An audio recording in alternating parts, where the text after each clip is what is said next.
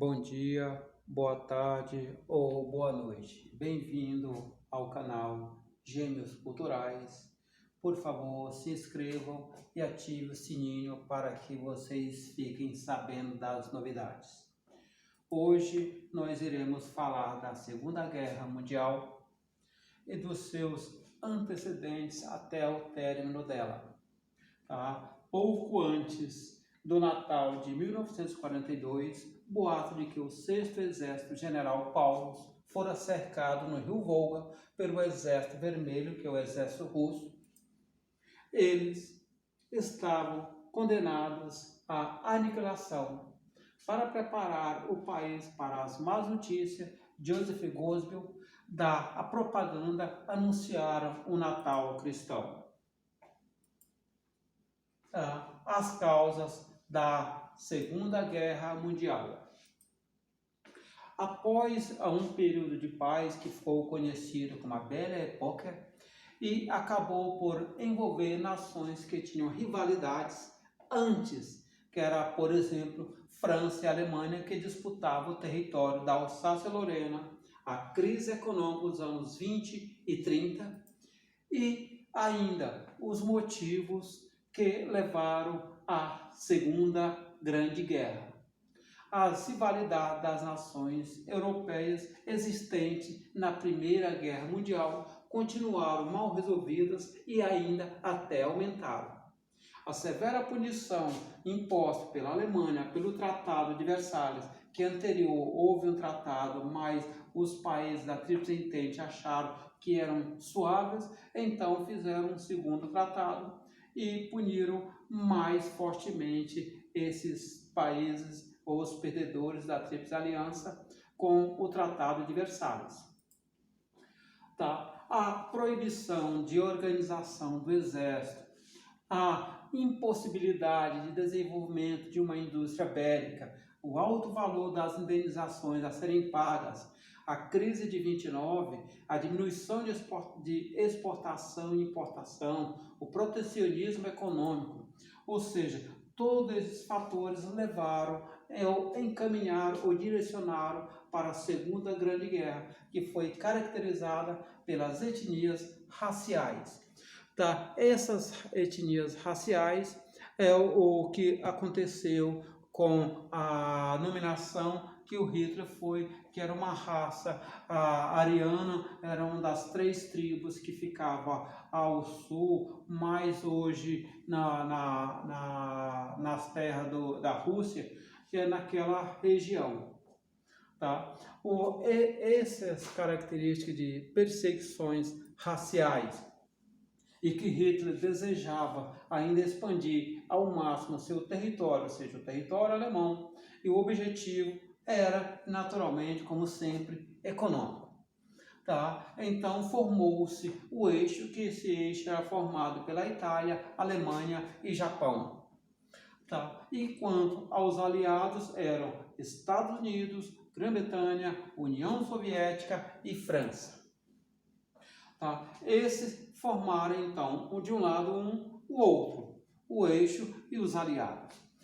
Hitler, por sua vez, queria o fortalecimento do nazismo e, em 1933, o nazismo, como uma ideologia política que defendia a total intervenção do Estado na economia, a política e a sociedade, eles pediam suas liberdades individuais e coletivas.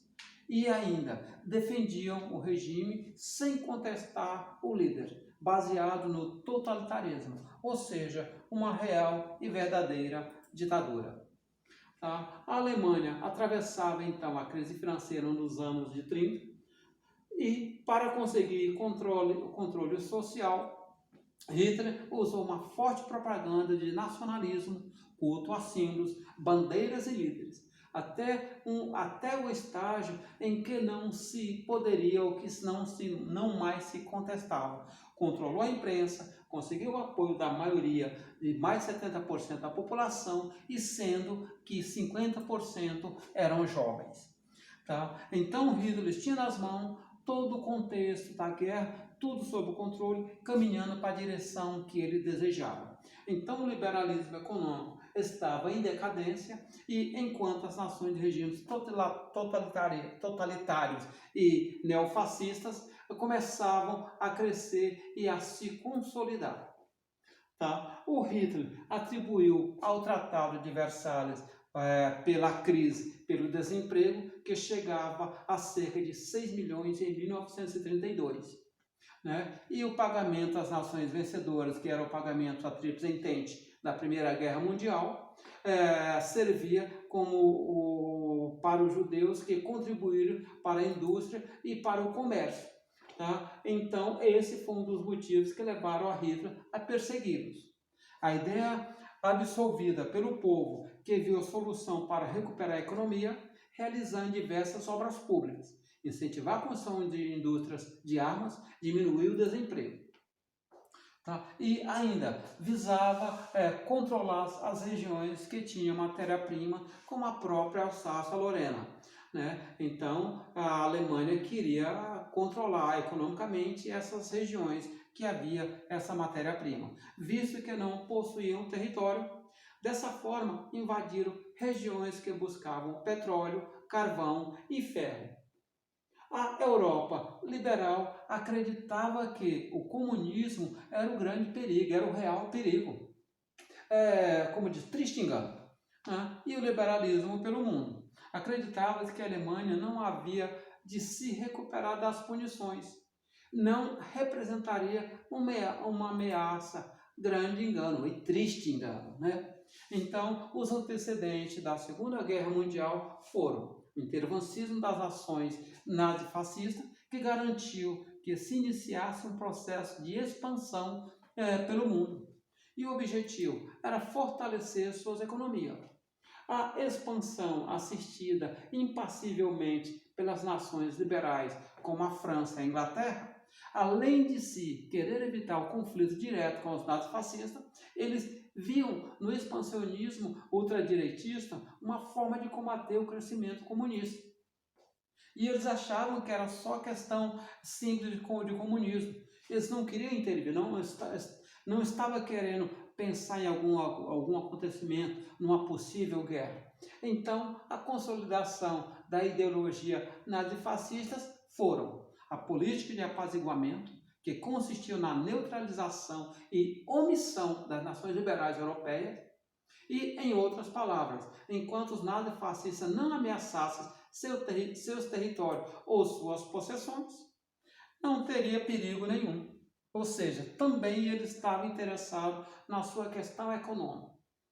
Então surgiu o pacto, o Anti-Comintern, né, que era direcionado com a União Soviética, firmado pela Alemanha e pelo Japão, e esse acordo foi montado a retaliação à política de Stalin, que visou evitar e barrar o crescimento expansionista dos nazifascistas. E então, em 1936, os italianos aderiram ao pacto.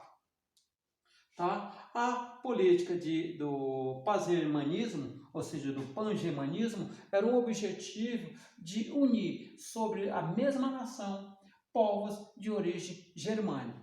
Ou seja, se tivesse o mesmo idioma, a mesma questão, então eles se uniriam em torno dessa questão, que é a chamada Austro-Luz. Né? E foi o que? A anexação da Áustria. E Hitler se colocou como defensor dessa minoria, e cuja a diplomática e política, já que poderia gerar um conflito bélico na região. Então, a Inglaterra e a França saíram da neutralidade, tá? E mediar as divergências entre a Tchecoslováquia e a Alemanha, a chamada Conferência de Munique em 1938. Então, a Alemanha anexaria essa região pertencente até a Tchecoslováquia, mas em compensação, ou seja, estaria proibido de continuar com seu processo de expansão. Tá? Então, esse acordo foi realizado, mas não cumprido. Então, o eixo continuou a sua expansão. Tá? Então, com o fim da paz e o início da guerra, o acordo da Conferência de Munique não foi cumprido pelos alemães, e o eixo, né, que não só por ele, mas o eixo também que estava o Japão e Itália, então não foi cumprido pelos alemães e o eixo. Então, eles visando inicialmente dominar todo o leste europeu, eles continuaram, né? Então, na Tchecoslováquia, o objetivo era garantir o domínio sobre as regiões com matéria-prima para a industrialização alemã. Tá? Com isso, a invasão à Polônia foi decisiva para a formação do bloco aliado.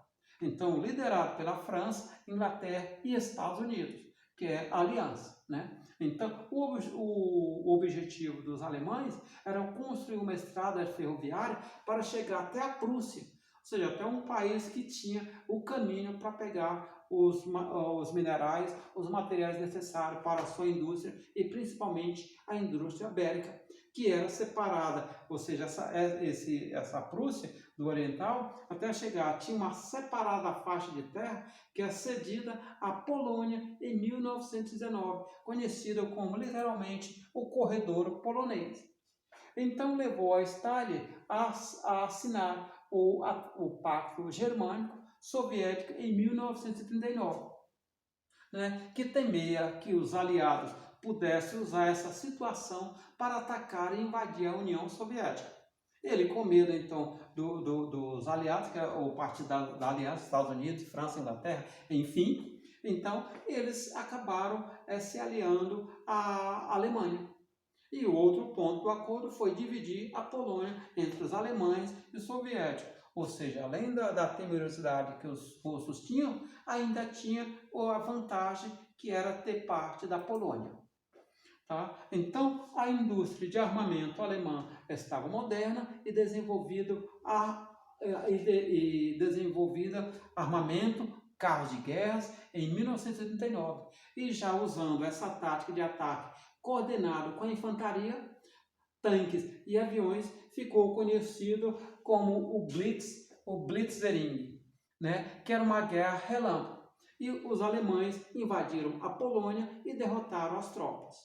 Tá? Então você vê que esse ataque foi fulminante porque a ideia deles era atacar muito e rapidamente. Aqueles ataques literalmente relâmpago para não dar tempo ao inimigo ou adversário quando pensar que não, já foi.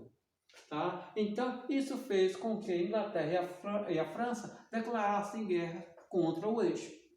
Formassem então dois blocos, como eu já havia falado, de um lado os aliados, que inclui os franceses e ingleses, e depois os americanos, e do outro os alemães, italianos, japoneses, formando o eixo. Tá? Os aliados versus o eixo. Após o início da Segunda Guerra Mundial, com a conquista da Polônia por parte dos alemães, conquistar outras regiões, se apoderar de outras matérias-primas para a sua indústria e ainda querendo garantir um financiamento para manter a guerra e a expansão política e territorial. Tá? Então, sendo assim, invadiu a Noruega e Dinamarca e obter o aço produzido e navegar ainda sem ameaça pelos mares Báltico e do Norte. Atacaram os Países Baixos, Holanda, Luxemburgo e Bélgica com a estratégia para atacar a França, ou seja, atacaram para invadir, para pegar materiais, matéria-primas, material para a indústria bélica e ainda países que tinham interesse para até chegar, até alcançar a França, como era esse o caso, atacar os Países Baixos. Tá? A França, a questão da Alsácia-Lorena, que nós já havíamos falado. Tá? Então, a França derrota a França. Derrotar era para estabelecer o domínio na Europa continental, que forçaram os franceses a assinar o armistício, ou seja, o armistício em 1940, que é o acordo ou o tratado de paz. Tá? Já a Grécia e a Iugoslávia, a Itália fez a ofensiva pelos Balcãs em 1940 e dominando a Albânia e tentando ainda invadir a Grécia e mesmo assim ela foi barrada. Então a Itália acabou sofrendo uma derrota. a primeira mais importante, né? E como era uma região de estratégia de Hitler, Hitler então decidiu ajudar a Itália. Junto com os italianos e búlgaros, os alemães dominaram a região em 1941. Já em 1940, patrulhavam as águas do Oceano Atlântico com submarinos para impedir que os Estados Unidos e outros países da América enviassem suprimento para os aliados, ou seja, evitar com que eles não só se fortalecessem, como se enfraquecessem por falta de suprimento de alimentos, por falta de arma e qualquer condições que pudesse ajudá-los. Então começaram a campanha aérea contra a Inglaterra, que conseguiu se proteger. Tá? Ela conseguiu se proteger, o Japão continuou a se expandir no Sudeste Asiático, que é invadindo a China, a Indochina, que a Indochina hoje é os atuais Vietnã, o Laos e o Camboja, né? E a Birmania e Hong Kong e as ilhas da Oceania. Tá? Nesse mesmo ano, a Itália começou a sua, de novo, mal sucedida campanha invadindo o Egito. Tá? Os britânicos, reforçados por suas tropas indianas e australianas, contra-atacaram a Alemanha e vai socorrer os italianos.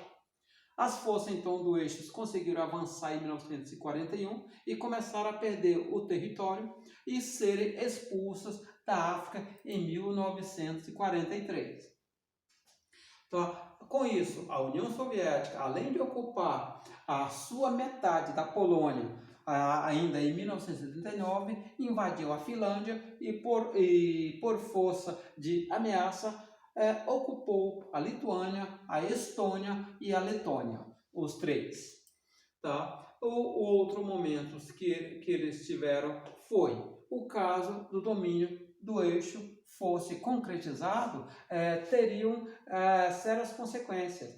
E essas ideias preconceituosas e antissemitas de Hitler, que antissemita são os judeus, são os filhos de Noé de Sem, né? Então eles queriam barrar isso também agora. Né? Então milhões de judeus e civis já haviam sido mortos e perseguidos, mas a bem-sucedida escalada do Eixo foi afetada diretamente. E três nações, o Japão, a China e os Estados Unidos, eles começaram então a se fortalecer. A China, por sua vez, saía da guerra civil e os japoneses, cuja intenção era controlar a matéria-prima chinesa, como o petróleo, se aproveitaram disso e invadiram a Manchúria em 1931. Mas só em 1937 eles tentaram uma invasão em larga escala. Eles conseguiram essa invasão e os nacionalistas chineses, liderados por Chiang Kai-shek, contavam com o apoio dos Estados Unidos para se antecipar aos Estados Unidos. O Japão, então, atacou a base americana de Pearl Harbor, no Havaí, e em 1941 foi então que o presidente norte-americano, Roosevelt, declarou guerra ao Eixo. Tá? Você vê que os acontecimentos desses países são muito rápidos. O Japão, ele fez um ataque bem sucedido, mas ele tinha um problema porque foi a criação dos kamikazes, porque os aviões vinham do Japão até os Estados Unidos, até a base de Pearl Harbor, na América Central, atacaram e não tinha como voltar, então ele jogava os aviões em cima dos navios, por exemplo. Então foi daí que veio a questão do kamikaze. Já em junho de 1941, a despeito do pacto firmado por Stalin e por Hitler, invadiu a União Soviética com mais de 3 milhões de soldados. Inicialmente, as vitórias alemãs no fronte oriental foram arrasadoras, mas os soviéticos usaram a tática de terra arrasada. Essa tática de terra arrasada, você vem acabando com tudo que o inimigo possa se aproveitar, como água, alimentos, animais, casa, toda a infraestrutura. Então ele destruía. Isso é que é a terra arrasada. Quando chegava a água estava salgada, estava envenenada, os animais mortos, sem condições, isso vai limitando o poder de quem ataca, que é o caso dos alemães. Então destruíram tudo antes que os alemães chegassem. Os aliados aliado a um inverno rigoroso e a fome, os soviéticos inverteram o jogo e foram empurrando os alemães de volta para Berlim. Tá? Então, após a invasão, os soviéticos, temendo perder seu território para os alemães, entraram na guerra ao lado dos Estados Unidos e da Grã-Bretanha. Você vê que os russos, então, eles acabam se apoiando com medo dos alemães, que tinha feito o acordo e que atacou, e depois ele contra-atacou, ele foi, então deixa eu me aliar a mais aos outros grupos, aos Estados Unidos, Inglaterra, Grã-Bretanha, enfim. Então foi se aliando a esses grupos. E com essa aliança eles conseguiram literalmente expulsar os alemães até Berlim. Não foi só até a retirada da Rússia, não, foi até a Alemanha. Então, iniciou-se a partir daí a queda do eixo. Né? A Alemanha começa a cair, o Japão começa a enfraquecer e os países começam a declinar. Então, inicia-se a queda. Os norte-americanos possuíam uma frota naval forte, impuseram as derrotas ao eixo, mas foi na Batalha de Stalingrado, em 1942, que os soviéticos resistiram ao ataque nazista. E, em julho de 43, outra derrota contra os soviéticos, que foi na Batalha de Kursk, né, considerada a maior batalha de blindados. Tá? Essa batalha foi o que literalmente deu um forte queda, um ultimato para os alemães. Porque eles já tinham perdido o primeiro momento, perderam o segundo momento. Então, isso eles tiveram que deslocar e começaram a ficar preocupados com a aliança. Então, no mesmo ano, Mussolini, que já havia perdido várias batalhas, já que a Alemanha sempre estava tentando socorrer e socorria. Então, o Mussolini, destruído pelo rei Victor Emanuel, ou seja, ele foi tirado do cargo por o ministro Pietro e nomeou o primeiro-ministro Pietro Badoglio. Né? A Itália, então, se rendeu através do armistício de Casebre. Tá? Então, Mussolini escapou com a ajuda dos alemães, ocuparam a Itália em 1945 e este foi executado, ou seja, o Mussolini foi executado em abril por rebeldes italianos. Tá? Então, o maior golpe contra o eixo, conhecido como o Dia D, na Conferência de Teherã, em 1944, libertaram Paris. Em janeiro de 1945, as tropas aliadas chegaram à fronteira do oeste alemão, né, enquanto os soviéticos chegaram ao leste. Então ele foi atacado pelo menos por 2 frontes, fora sem contar os ataques aéreos. Então, Alemanha e soviéticos chegaram ao leste. Com isso, em abril de 1945, Hitler suicidou-se em seu bunker 7 de maio e os alemães se renderam. Tá? Os japoneses, por sua vez, não queriam se render, eles queriam continuar com a guerra. Então, os japoneses usavam os chamados kamikazes, como eu havia falado, o termo japonês que significa vento divino, e pilotos mergulhavam com seus aviões contra as embarcações americanas por terra. Os japoneses mantinham sua resistência nas ilhas do Japão. E como o código de honra jamais se render e nunca entregar sua pátria aos Estados Unidos. Ou seja, o código de honra dele era lutar literalmente até suas últimas forças. Né? Então, em 6 de agosto de 1945, os americanos lançaram uma bomba nuclear sobre Hiroshima, devastando-a e matando cerca de 140 mil pessoas imediatamente. Outros milhares tiveram efeitos posteriores, como câncer, e acabaram morrendo devido às radiações.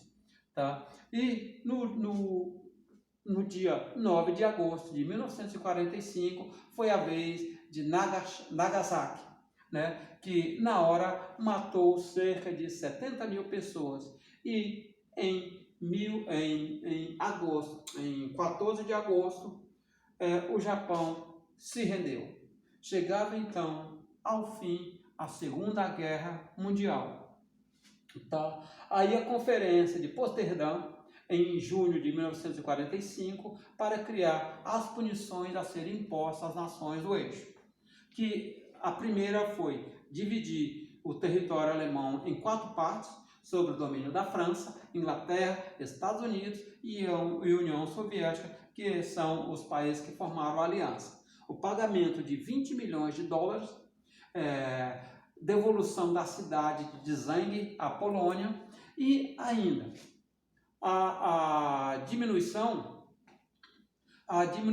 dos seus armamentos, a redução das tropas alemãs e a diminuição dos seus armamentos e a destruição de fábricas de armas de guerra, ou seja, sua indústria bélica seria desmontada. Os campos de concentração nazistas eram levados prisioneiros de guerra, mas principalmente judeus e outros povos que os nazistas não consideravam uma raça ariana.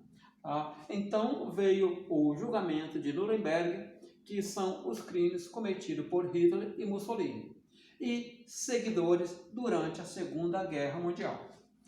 Além desse conflito em si, os campos de concentração, as torturas, as câmaras de gás apontavam a crueldade nazista e fascista contra aqueles que julgavam ser inferiores. Então, milhões de inocentes foram mortos, a maioria judeus.